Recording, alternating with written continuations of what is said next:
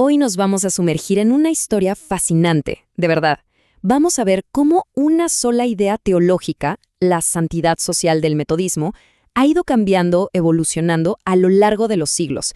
Y lo increíble es cómo conecta cosas que parecen no tener nada que ver, como la ginebra de la era industrial con las políticas de drogas de hoy en día. A ver, la pregunta es, ¿qué tiene que ver el jugo de uva que se usa en algunas iglesias con la guerra contra las drogas? Suena como de otro planeta, ¿verdad? Pero créanme, hay un hilo conductor, uno bien profundo, histórico y teológico que une estas dos cosas. Y justamente ese es el viaje que vamos a hacer hoy. Vamos a seguir ese hilo. Y bueno, para entender bien este recorrido, para no perdernos, vamos a enfocarnos en 3 momentos que son clave.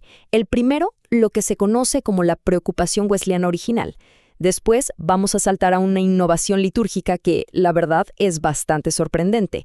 Y para terminar, llegaremos a una crítica estructural muy potente, muy de nuestro tiempo. Digamos que este va a ser nuestro mapa para la historia de hoy.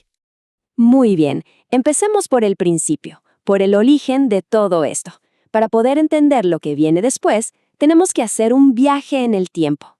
Vámonos a la Inglaterra del siglo XVIII, justo en medio de una tremenda crisis social que fue provocada por la ginebra. Ok, piensen en esto. Estamos en plena era industrial. De repente, una ginebra baratísima inunda Inglaterra. Y bueno, se desata una crisis de salud pública terrible, devastadora.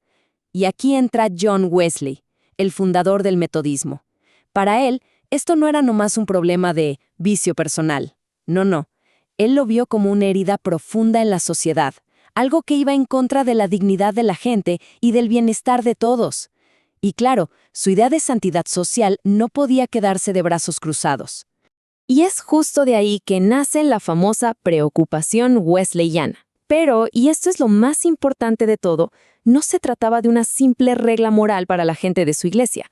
No, Wesley lo pensó como una recomendación de, fíjense, abstinencia cívica, o sea, una postura pública.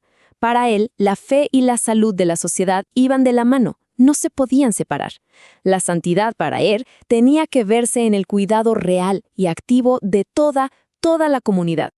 Bueno, ahora demos un salto hacia adelante. Vámonos al siglo XIX para ver cómo sigue esta historia. Y aquí es donde la cosa se pone súper interesante, porque la historia da un giro y nos lleva a una innovación pastoral que tiene que ver, increíblemente, con el jugo de uva. Claro, el mundo ya no era el mismo. El problema ya no era una epidemia de ginebra en todo el país. Ahora el desafío era más pastoral, más cercano, más íntimo. La pregunta era, ¿cómo cuidamos a las personas de nuestra propia congregación que están luchando con el alcoholismo? Porque para ellas, el vino de la Santa Cena, que se supone es un símbolo de gracia, se convertía en una trampa, en un obstáculo para poder recuperarse. La idea de santidad social tenía que dar una respuesta a eso. Y la solución que encontraron fue práctica, fue compasiva y para mucha gente en ese momento fue totalmente radical. Se hizo a un lado una tradición de siglos, la del vino fermentado, y se empezó a usar jugo de uva.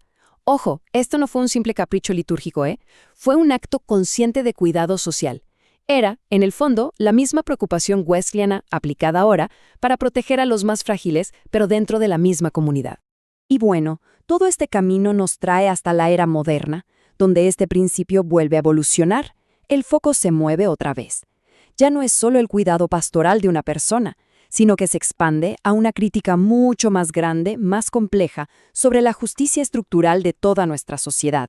Resulta que esa misma idea central, la de santidad social, la que empujó a Wesley a actuar contra la crisis de la ginebra, la que llevó a cambiar el vino por jugo de uva, bueno, esa misma idea hoy se usa como una especie de lente, como una herramienta de análisis para cuestionar las políticas tan complejas y muchas veces tan dañinas de lo que llamamos la guerra contra las drogas.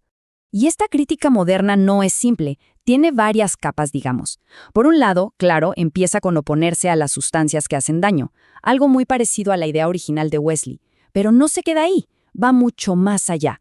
se transforma en una crítica a las instituciones, a las políticas mismas, y, quizás lo más importante, denuncia que las consecuencias de esas políticas no son iguales para todos, sobre todo las diferencias en las sentencias penales que afectan muchísimo más a las comunidades minoritarias. Entonces, cuando juntamos todas las piezas del rompecabezas, lo que vemos no son ideas sueltas y desconectadas. Lo que aparece es la coherencia increíble de un principio que está vivo, que se va adaptando y se va haciendo más profundo con el paso del tiempo. Vamos a repasar el viaje completo. Todo arranca con la preocupación de Wesley ante una crisis de salud pública. Luego, esa preocupación se transforma en una innovación pastoral, el jugo de uva, para cuidar a la propia comunidad desde adentro. Y finalmente, todo eso desemboca en la crítica estructural de nuestros días, usando ese mismo principio para enfrentarse a las injusticias del sistema. En el fondo, ese ha sido el camino. Se partió de una preocupación por la salud pública, se pasó a una práctica de cuidado pastoral y se llegó a un llamado por la justicia social. Es una prueba increíble de cómo un principio teológico puede seguir siendo relevante, precisamente porque no se queda quieto, porque evoluciona. Y todo esto, claro, nos deja con una pregunta bien fuerte para reflexionar. ¿De qué manera los principios históricos, ya sean de fe, filosóficos o cívicos, pueden darnos pistas para enfocar la justicia social hoy? Porque el verdadero reto, al final, es ver cómo nuestras propias convicciones más profundas pueden, y quizás deben, cambiar para poder responder a las crisis de nuestro tiempo.